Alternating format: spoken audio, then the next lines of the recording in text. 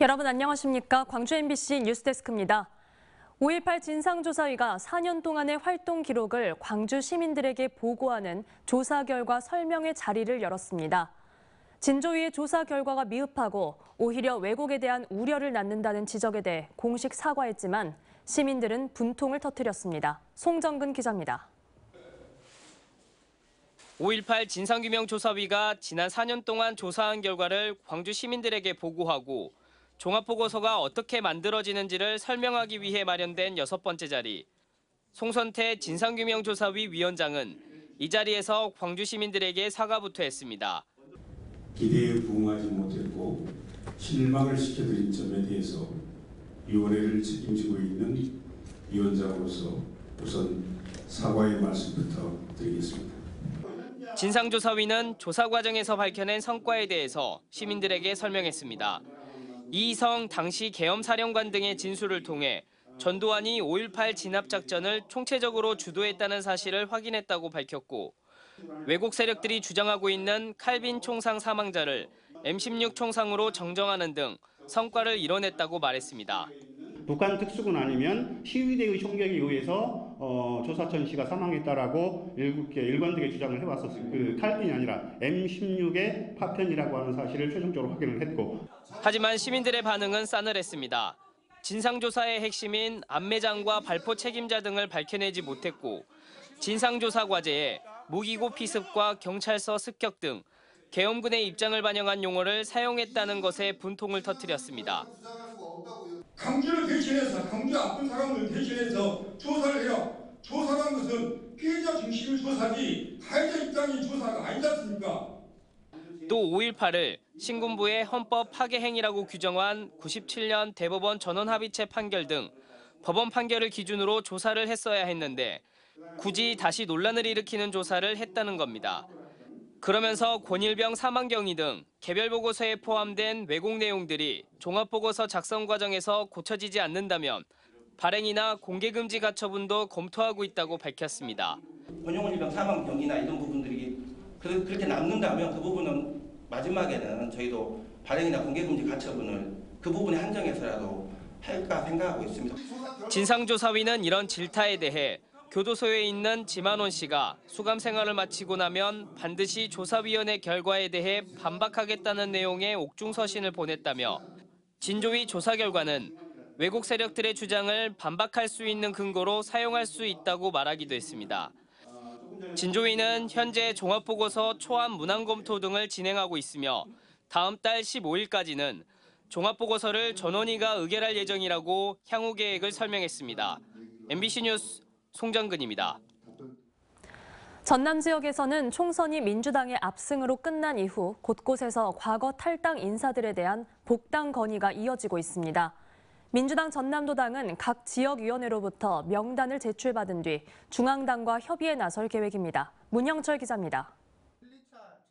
지방선거를 앞둔 지난 2022년 5월 공천 불공정 논란이 일면서 여수와 광양 등 도내 곳곳에서 시도의원들의 탈당이 이어졌습니다.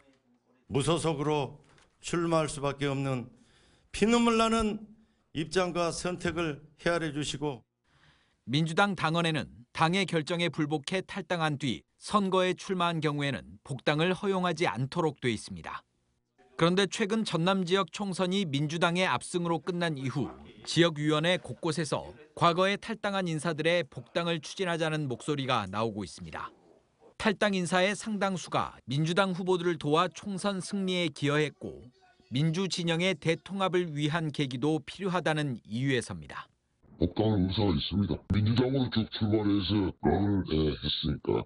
3선에 성공한 신정훈 전남도당위원장은 여러 지역에서 복당 건의가 이어지고 있고 필요성에도 공감한다며 각 지역위원회로부터 명단을 제출받아 중앙당과 협의에 나서겠다고 밝혔습니다. 또 복당하는 인사들이 추후 선거 과정에서 탈당에 따른 페널티를 최대한 적용받지 않도록 당 차원의 배려가 필요하다고도 강조했습니다. 지난 2022년 대선을 앞두고 민주당은 대사면 복당을 허용한 바 있습니다. 중앙당과 어떤 수준에서 어느 정도까지 해야 될 건지 최종 협의가 좀 있을 것 같습니다. 그 사례에 따라서 경중을 가리고 전향적으로 적용했으면 좋겠다. 탈당 인사들의 복당이 7월 이전에 이뤄질 경우 지방의회 상임위원장 선거를 포함한 후반기 원 구성에도 영향을 미칠 것으로 보입니다. MBC 뉴스 문형철입니다. 22대 국회 광주 지역 당선인들과 광주시가 지역 현안 해결을 위해 협력하기로 했습니다. 광주시는 오늘 광주 국회의원 당선인 환영 행사를 열고 지역의 주요 현안 사업에 대한 협조를 요청했습니다. 광주시는 광주 군공항 이전과 AI 2단계 사업 지원 등 모두 11개의 지역 현안을 건의했고 당선인들은 8명이 한 몸이 돼 예산을 확보하고 공통 현안을 해결하겠다고 밝혔습니다. 전라남도가 의과대학 유치 공모를 진행하는 걸 두고 공정성 또 절차 논란이 끊이지 않고 있습니다. 지역 정치권은 물론 의대 유치 신청의 주체인 순천대와 또 순천시가 이를 철회하라고 목소리를 높이고 있는데요. 하지만 전라남도는 예정대로 일정을 진행하겠다는 방침입니다. 유민호 기자입니다. 전남도의회에서 열린 전라남도 의대 유치 설립 추진단 첫 업무 보고, 공동의대에서 통합의대, 다시 단일의대 추진까지 도의원들은 갈팡질팡하는 전라남도 행정을 짚으며 신뢰가 떨어진다고 지적했습니다. 지역의 오랜 바람인데다 도민 건강권이 달린 문제인 만큼 쫓기듯 서둘러선 안 된다는 겁니다. 4월 19일 날은 이제 의대 유치 설립 추진단. 그래서 왜 유치해서 설립이라고 그렇게 바꾸냐 그랬더니만 이제는 교육부로 넘어갔기 때문에 그럽니다. 그랬다가 이번에 또 유치를 또 살짝 집어넣었어요. 전라남도가 추진하는 공모가 동서부 과열 경쟁을 불러오고 법적 권한도 없다는 주장까지 나왔습니다. 양쪽 대학의 이야기를 우리 도에서는 충분히 합쳐가지고 그걸 그냥 교육부나 보건복지부하고 협의를 하시는 게 더 빠르지 언제까지 이렇게 지역끼리 싸움하도록. 정치권의 쓴소리와 함께 순천대학교와 순천시는 공모 방식을 철회하라며 거듭 목소리를 높이고 있습니다.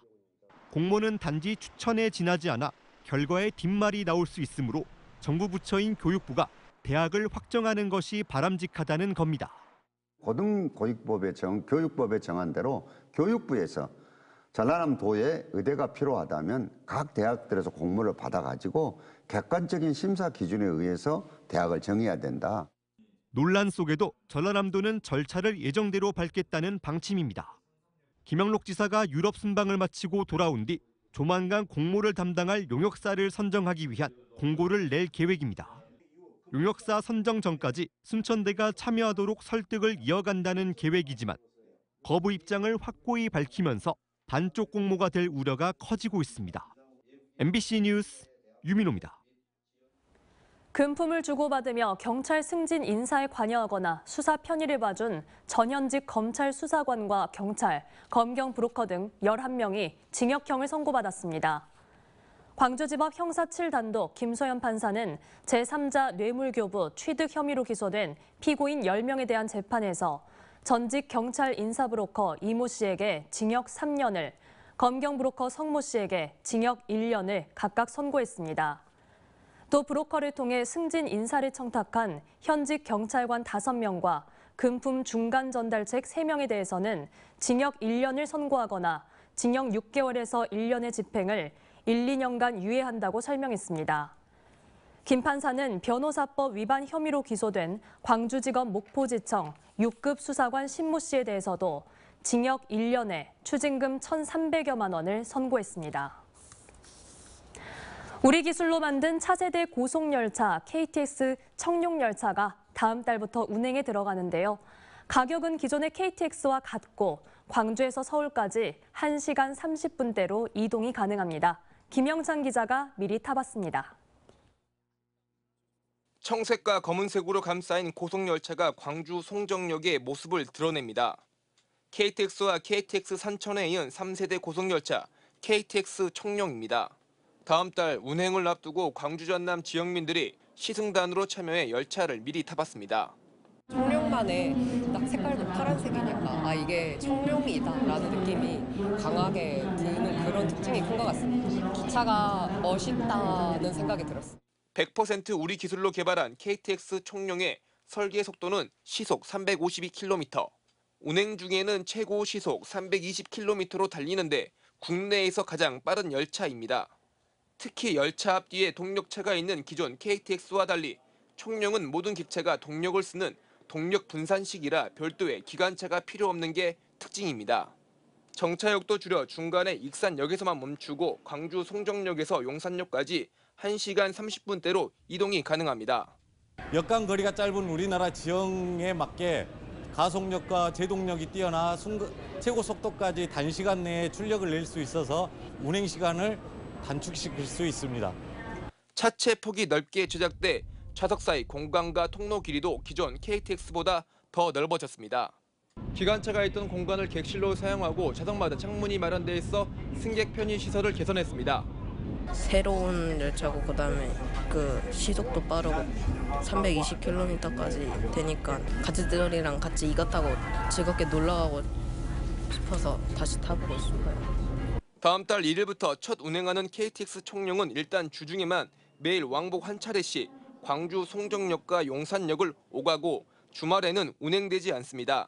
대신 코레일은 다음 달부터 주말 호남선에 기존 KTX를 한 대 더 투입할 계획입니다. MBC 뉴스 김영창입니다.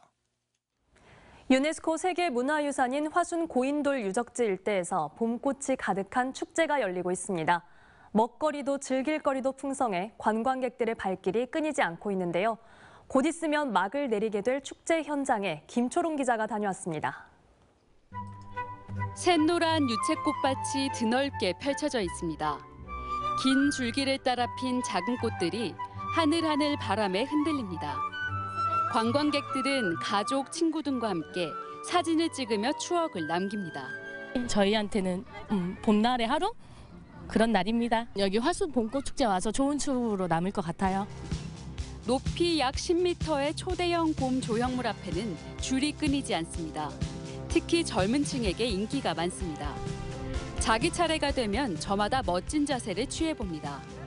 봄을 흠뻑 만끽할 수 있어 기다리는 시간마저 즐겁습니다. 햇빛도 세고 공기 좀 마시고 싶어가지고 가족분들 다 같이 왔거든요. 너무 좋아가지고 우리 딸도 좋아하고 기분도 너무 좋습니다. 유네스코 세계문화유산인 화순 고인돌 유적지 일대에서 열린 봄꽃 축제입니다. 9헥타르 규모의 부지에는 꽃이 피는 식물인 초화류 약 25만 주가 있습니다. 그 종류만 수십 종입니다. 봄을 즐길 수 있는 꽃 구경과 함께 이번 축제에는 다른 즐길거리도 마련됐습니다. 향토 음식을 즐길 수 있는 먹거리 부스입니다. 지역 업체 10여 곳이 입점해 보쌈과 곰탕, 낙지 비빔밥 등 다양한 음식을 판매합니다. 또 이번 주말에는 가족 단위로 온 이들을 위한 각종 공연이 열릴 예정입니다. 화순구는 축제 개최 엿새 만에 21만 7천 명이 방문했다며 축제가 끝나는 이번 주말까지 40만 명이 방문할 것으로 예상하고 있습니다. MBC 뉴스 김초롱입니다. 소수 정당인 진보당이 정부와 거대 양당을 어떻게 바라보고 있는지 조명해보는 토론이 생방송됩니다. 광주 MBC는 잠시 후 9시부터 시사 토론 프로그램인 시사 용광로 시간에 진보당이 보는 정국을 진단하고 진보당의 정책과 방향성에 대해 이야기 나눕니다. 언제 어디서나 내 손 안의 뉴스. 광주 MBC 뉴스 유튜브 구독으로 함께하세요.